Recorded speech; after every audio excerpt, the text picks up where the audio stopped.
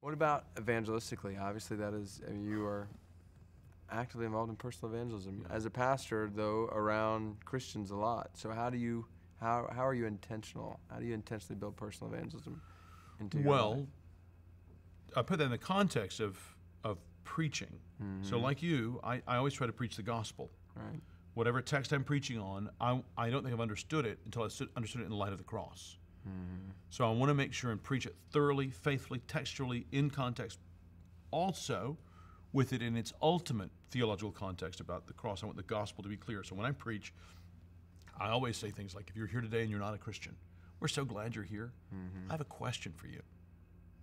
What does it mean when? And I just try to ask them questions and make sure at some point in the sermon I'm sharing the gospel clearly, how they can come to Christ. That kicks up a lot of personal conversations then at the door afterwards, because I always stand and try to wait till people are gone and talk to them at the door. But also, just practically, I go to the same places during the week. So right now I'm going through Christianity Explained with a guy who's a waiter at a restaurant I go to sometimes. I have another person that I've invited, and they've just recently come to church. I could just go on and on. I try to frequent the same places.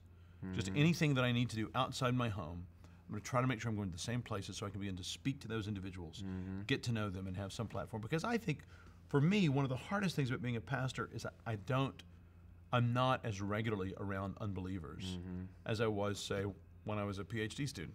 I mean, that was just like free evangelism. Every place. I've just got people around who are my friends, and we're doing things together and spending all of our time excited about common things, yet most of them don't know the Lord. So I'm able to relate to them as a friend, and also, part of that, share the gospel with them. Yeah. I don't know about you, that's one of the hard things I find about being a pastor. Yeah, sure, absolutely.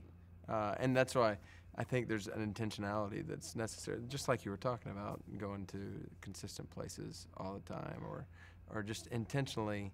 Otherwise, it just shrinks back into being around believers all the time. And then even that begins to affect preaching. I think you would certainly say that your time in those evangelistic conversations during the week then just fuels and informs your preaching, the questions you're asking. Oh yeah. The things you're doing. So when this one friend a few weeks ago walks up to me, I'm having lunch with Jonathan Lehman, just the two of us.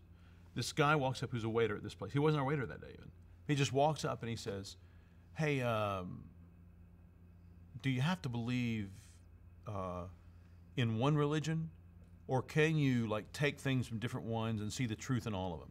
That's how he begins the conversation. This is somebody you've talked with before. Right. So he knew who I was. And maybe he was our waiter that day. I can't remember.